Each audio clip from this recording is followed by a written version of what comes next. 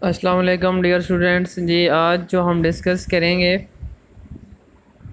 ये चैप्टर 1 से ही है, बट इसमें जो है आप देखेंगे इनफैक्ट ये आप न्यूमेरिकल पहले कर चुके हैं। अब ये इसका एक टॉपिक है जिसमें आगे उसका न्यूमेरिकल भी आएगा अगेन।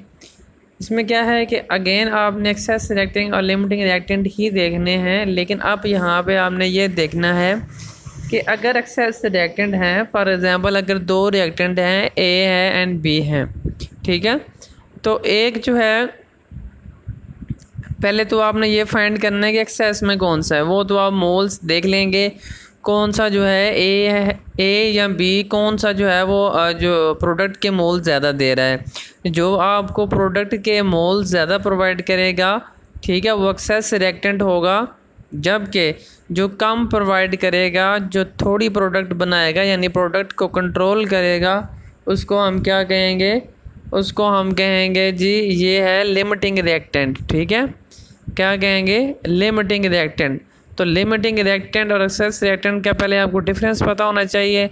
देन इस जो टॉपिक में हम ये करेंगे, जो लिमिटिंग रिएक्टेंट है आपका, उसमें उसे साइड पे कर देंगे, यानी कि वो आइडेंटिफाई करेंगे, लेकिन उसको साइड पे करके जो एक्सेस रिएक्टेंट है उसकी अमाउंट फाइंड करेंगे, यानी कि उसके मोल फाइंड करेंगे। मोल फाइंड करने के बाद उसको मोलर मैस से मल्टीप्लाई करके उसका मैस फाइंड करेंगे कि रिएक्शन कंप्लीट होने के बाद, एक रिएक्शन जब कंप्लीट हो गया है तो रिएक्शन कंप्लीट होने के बाद उसके कितने मोल जो हैं, कितने मोल या कितने ग्राम, बेसिकली ग्राम देखते हैं, या कितना मैस उसका जो है बच गया है। फॉर एग्जांपल अगर ए और बी हम दो मोल ले रहे थे, ए एक्सेस में है, बी लिमिटिंग में है, तो हम देखेंगे अगर ए के स्टार्ट में 100 ग्राम थे, प्रोडक्ट बन गई है, प्रोडक्ट बनने के बाद उसके कितने ग्राम रह गए हैं, तो कैलकुलेशन करके अगर हम देखते हैं उसके 10 ग्राम रह गए हैं, तो हम ये कहेंगे कि after completing the reaction the excess reactant is left behind quantity of excess reactant is 10 gram, यानी कि जो उसकी क्वांटिटी बच गई है वो 10 ग्राम है, या जितनी भी वैल्यू आएगी। ये हम एग्जांपल देखते हैं। Suppose 1.87 moles of ammonium chloride were reacted with 1.35 moles of calcium hydroxide. How many grams of calcium hydroxide are left unreacted in this reaction? देखें इस रिएक्शन में या इस एग्जांपल में उसने आपको खुद ही बता दिया है कि एक्सेस रिएक्टेंट कौन सा है। कैसे बता दिया उसने? देखें दो चीज़ें रिएक्ट कर रही है ना आपस में, कैल्शियम हाइड्रोक्साइड है और अमोनियम क्लोराइड है। अब उसने खुद बता दिया how many grams of calcium hydroxide are left unreacted. It's mean calcium hydroxide जो है, कैल्शियम हाइड्रोक्साइड जो है वो एक्सेस रिएक्टेंट है। ठीक है, जब एक्सेस रिएक्टेंट है तो इसमें आपको अब आइडेंटिफाई नहीं करना कि एक्सेस कौन सा है और लिमिटिंग कौन सा है, उसने पहले ही बता दिया आपको। जी अब हम एग्जांपल्स को सॉल्व करते हैं। देखिए कैल्शियम हाइड्रोक्साइड रेड कर है अमोनियम क्लोराइड के साथ, तो कैल्शियम क्लोराइड हमें प्रोवाइड कर है और सोडियम हाइड्रोक्साइड प्रोवाइड कर है। ठीक है, तो हमने अमोनियम क्लोराइड को देखने नहीं है, हमने सिर्फ कैल्शियम हाइड्रोक्साइड को देखना है, क्योंकि उसने खुद बता दिया है कि ये एक्सेस में है। अगर ना होता तो फिर हमें देखना पड़ता अमोनियम क्लोराइड को भी। ठीक है, और जो है कैल्शियम हाइड्रोक्साइड दोनों के मोल्स लेके प्रोडक्ट के साथ रेड करने पड़ते हैं, फिर देखना पड़ता है कि एक्सेस कौन सा है और लिमिटिंग कौन सा है। देन फिर एक्सेस के वो हम फाइंड करते हैं कि कितनी अमाउंट रह गई है। अब आधे से ज़्यादा काम उसने हमारा ख़त्म कर दिया है, ये खुद बता के कि how many grams of calcium hydroxide left unreacted in this reaction, यानी कि कैल्शियम हाइड्रोक्साइड एक्सेस में है। ये बात याद रखें कि ये सम टाइम आपको दे भी सकता है और सम टाइम इसे एक्सक्लूड भी कर सकता है। ठीक है, तो आपने दोनों सिचुएशन के लिए रेडी रहना है। ठीक है, कितने मोल हैं जी? 2 mole of ammonium chloride is equal to 1 mole of calcium hydroxide. बिल्कुल एग्जांपल वो ऊपर इक्वेशन से पता चल रहा है। तो 1.87 मोल, पहले इसका ना कन्वर्जन फैक्टर बना लें। तो 1 मोल ऑफ अमोनियम क्लोराइड क्या होगा? 1/2 मोल ऑफ कैल्शियम हाइड्रोक्साइड, और 1.87 moles of calcium ammonium chloride किसके इक्वल होंगे? 1/2 into 1.87 moles of calcium hydroxide. ठीक है, so number of calcium hydroxide consume कितने हैं जी 0.935। Number of moles of calcium initially present वो ऊपर गिवन है 1.35। तो दोनों को सब्ट्रैक्ट करेंगे तो लेफ्ट बिहाइंड कितने रह गए हैं 0.415 मोल्स। अब इसको मैस के साथ मोलर मैस के साथ मल्टीप्लाई करेंगे तो मैस इन ग्राम आ जाएगा। तो 30.71 ग्राम जो है वो लेफ्ट रह गए। अच्छा जी, अब यील्ड आ रही है। What is yield? देखें, कोई भी आप जो है काम करते हैं तो आप देखते हैं कि इसकी आउटपुट कितनी रही है। फॉर एग्ज़ाम्पल आप अगर गंदम के करते हैं, हार्वेस्टिंग करते हैं, तो उसके बाद आप देखते हैं कि यील्ड कितनी रही है, हमें इसमें नुकसान हुआ है, फ़ायदा हुआ है, यहाँ प्रोडक्शन जो है वो प्रीवियस ईयर की निस्बत बेटर हुई है, कम हुई है। अगर कम हुई है जी, अगर कम हुई है तो क्यों कम हुई है? प्रोडक्शन अगर कम हुई है किसी भी चीज़ की, इसी तरह इंडस्ट्रियल लेवल पे भी अगर प्रोडक्शन कम हो रही है तो वो क्यों कम हो रही है? जैसे अगर हम गंदम की दोबारा मिसाल लेते हैं वीट की, तो अगर प्रोडक्शन कम हुई है तो हम ये कह सकते हैं कि हमने प्रॉपर टाइम पे पानी नहीं दिया, ठीक है, फर्टिलाइज़र प्रॉपर नहीं यूज़ की या प्रॉपर फेंसिंग नहीं की, जिसकी वजह से वो जो जानवर वगैरह थे वो खा गए गंदम वगैरह, या फसल को नुकसान हो गया है। मतलब कोई भी ऐसा फैक्टर जो आपकी प्रोडक्शन को रिड्यूस कर रहा है वो भी हम यहाँ पे कंसीडर करेंगे। अगर हम इंडस्ट्री की बात करें तो उसमें भी ऐसे ही फैक्टर होते हैं, लेकिन उसमें फैक्टर्स की नेचर चेंज हो जाएगी, ठीक है, वो हम अभी बाद में देखते हैं। पहले ये देखें जी, theoretical yield and actual yield. देखें, एक होती है थ्योरेटिकल और एक होती है एक्चुअल। अब देखें, थ्योरेटिकल वर्ड से ज़ाहिर है एक जो आप प्रिडिक्ट करते हैं, ठीक है, और एक एक्चुअल जो एक्चुअली आपके पास आती है। और हमेशा यही होता है इंडस्ट्रीज़ में कि जो आपकी एक्चुअल प्रोडक्ट है या जो आपकी एक्चुअल यील्ड है वो हमेशा लेसर होती है थ्योरेटिकल यील्ड से। जी, मैं दोबारा बता रहा हूँ आपको कि जो एक्चुअल यील्ड है, actual yield is always lesser than theoretical yield. और एक्चुअल यील्ड जो है, ये मैं डिफरेंस है इनमें बता रहा हूँ, एक्चुअल यील्ड बाय एक्सपेरिमेंटल पता चलती है, यानी एक्सपेरिमेंट करने के बाद आपको पता चलता है कि ये रिएक्टेंट हमें इतनी प्रोडक्ट प्रोवाइड करेंगे। और जो थ्योरेटिकल है, जैसे ऊपर एग्जांपल है 1.8, वो थ्योरेटिकल है जिसमें हमने एक बैलेंस केमिकल इक्वेशन से मोल कंपेयर करके उसकी वैल्यू फाइंड कर ली है कि वो हमें जो है कितने मोल कंज्यूम हुए हैं, 0.935 मोल कंज्यूम हुए हैं, ठीक है। अगर इसको हम मोलर में से मल्टीप्लाई कर देंगे तो हमें पता चल जाएगा इतना मैस कंज्यूम हुआ है। अगर हम, ये तो रिएक्टेंट की बात है ना, हम प्रोडक्ट की बेसिकली यहाँ पे बात कर रहे हैं। अगर आपकी एक्चुअल जो यील्ड है वो हमेशा कम होगी आपकी थ्योरेटिकल यील्ड से। थ्योरेटिकल यील्ड आप जो प्रोडिक्ट करते हो या जो फाइंड करते हो वो बैलेंस केमिकल इक्वेशन से फाइंड करते हो, और जो एक्चुअल यील्ड है वो आप प्रैक्टिकली फाइंड करते हो, ठीक है। यही वजह है, ये इंपॉर्टेंट चीज़ है जो मैं आपको बता रहा हूँ। जो भी आप न्यूमेरिकल लिखोगे एक्चुअल यील्ड और थ्योरेटिकल यील्ड या परसेंटेज यील्ड का, तो उसमें आपको एक्चुअल यील्ड उसने पहले ही दे दी होगी। वो इसलिए दे देगा क्योंकि एक्चुअल यील्ड आप इधर थ्योरेटिकल वर्ग में यानी कि न्यूमेरिकल में आप खुद से फाइंड नहीं कर सकते, वो प्रैक्टिकली ही फाइंड होती है। तो यहाँ पे आपने न्यूमेरिकल्स में थ्योरेटिकल यील्ड को फाइंड करना है। थ्योरेटिकल यील्ड जब फाइंड हो जाएगी then actual yield divided by theoretical yield into 100 करेंगे तो आपके पास परसेंटेज यील्ड आ जाएगी, ठीक है। और याद रखें, actual yield is always less than 100%, ठीक है। थ्योरेटिकल यील्ड कितनी होगी? 100% होगी, और एक्चुअल यील्ड 100 से हमेशा कम होगी। अब हम देखते हैं क्यों कम होगी। जिस तरह मैंने गंदम की आपको एग्जांपल दी थी कि वहाँ पे हमने क्या किया, प्रॉपर टाइम नहीं दिया, प्रॉपर केयर नहीं की, प्रॉपर फर्टिलाइज़र यूज़ नहीं की या प्रॉपर हमने फेंसिंग नहीं की, जिस वजह से हमारी जो फसल है वो ख़राब होगी और हमारी प्रोडक्शन कम होगी। लेकिन यहाँ पे situation is little bit different. तो क्या है यहाँ पे, साइड रिएक्शन में प्रोड्यूस बाय प्रोडक्ट्स, यानी कि जो एक्चुअल प्रोडक्ट है एक्चुअल प्रोडक्ट के साथ साइड प्रोडक्ट्स भी बन जाते हैं। जैसे अगर आप ऊपर देखें, जैसे फॉर एग्जांपल हमारी मेजर प्रोडक्ट है कैल्शियम क्लोराइड, तो देखिए साथ जो है अमोनियम हाइड्रोक्साइड भी बन रही है, तो वो जो हमारे रिएक्टेंट हैं तो वो कुछ ना कुछ उसमें कंज्यूम हो गए अमोनियम हाइड्रोक्साइड बनाने में, तो हमारे जो एक्चुअल कैल्शियम क्लोराइड था उसकी क्वांटिटी थोड़ी कम हो जाएगी। दूसरा, सम रिएक्शन आर रिवर्सिबल, जी कुछ रिएक्शन रिवर्सिबल होते हैं जिसमें प्रोडक्ट जब बन जाती है तो वापस वो रिएक्टेंट में कन्वर्ट होना शुरू हो जाती है, जिसकी वजह से उसकी कंसंट्रेशन या उसकी परसेंटेज जो है वो डिक्रीज़ हो जाती है।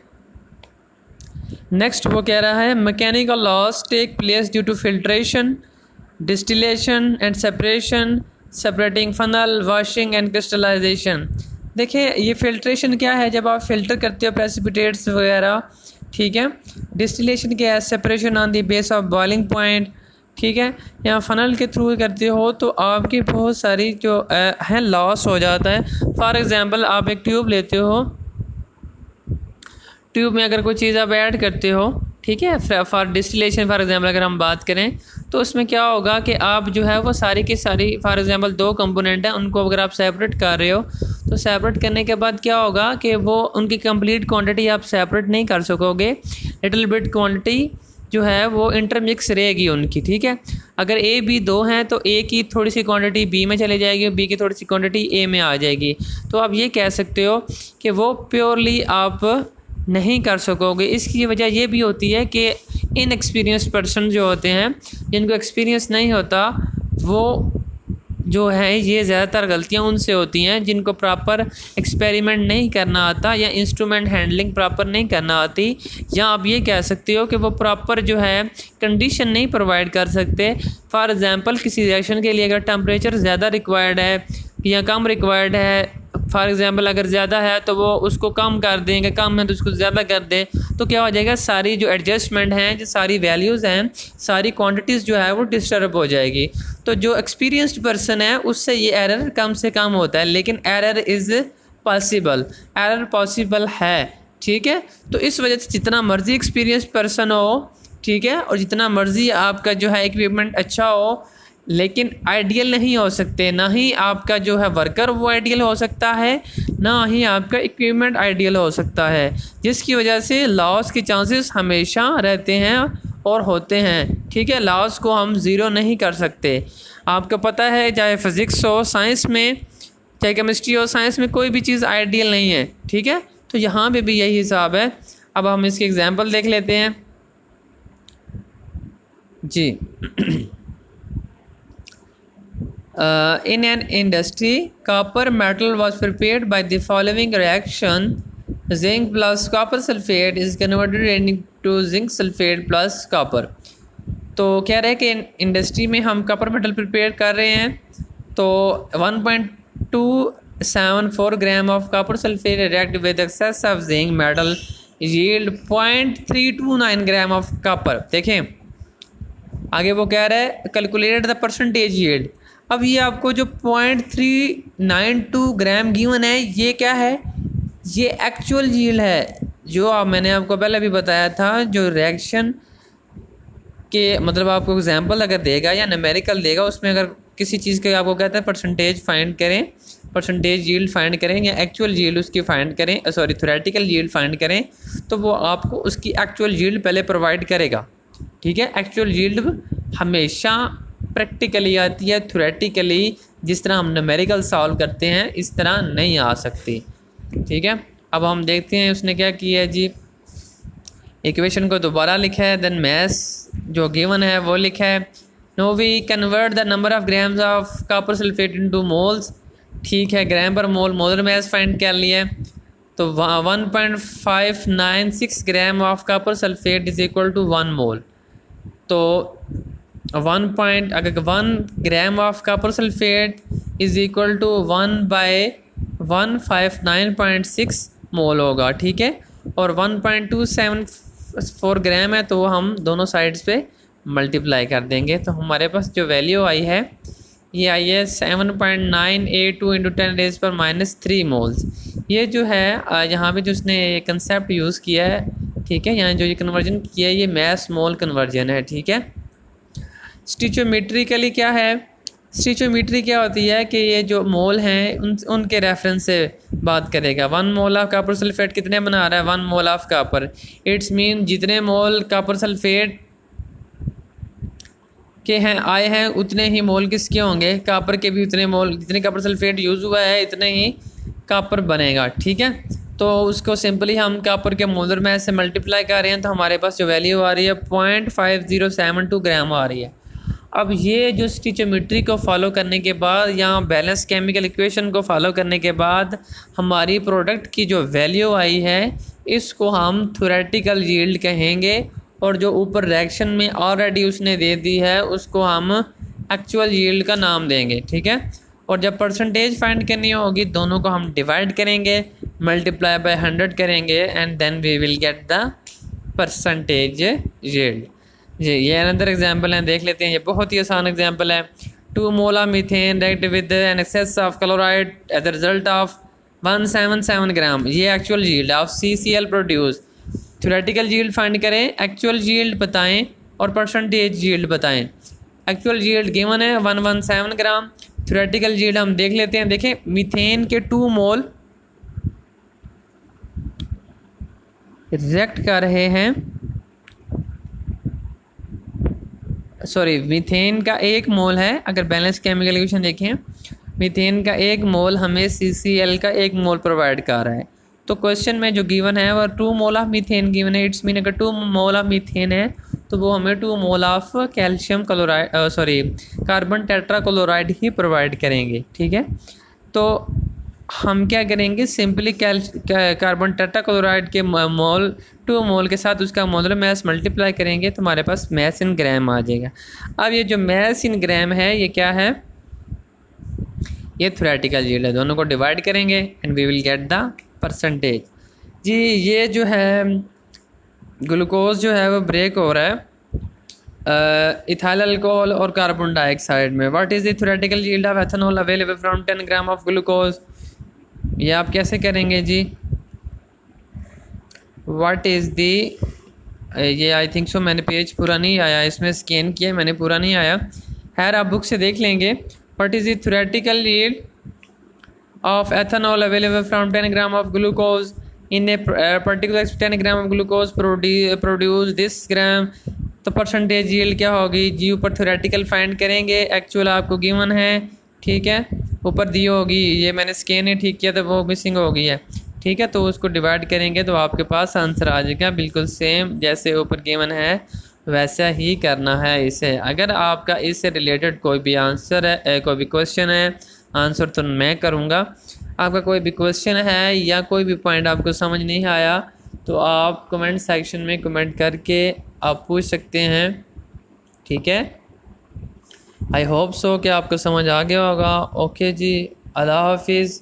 आज के लिए इतना ही था, और आपने जो ये जो एग्ज़ाम्पल हमने किए हैं और ये जो 2 टॉपिक आज हमने कवर किए हैं इससे रिलेटेड जो आपकी एक्सरसाइज के क्वेश्चंस हैं, असाइनमेंट भी मैं आपको दूंगा, लेकिन एक्सरसाइज के जो क्वेश्चन हैं वो आपने खुद सॉल्व करने हैं। अगर उनमें भी कोई आपको इशू आता है तो वो आप पूछ सकते हैं, यहाँ पे भी पूछ सकते हैं या मुझे कांटेक्ट भी कर सकते हैं। ओके जी, अल्लाह हाफिज़।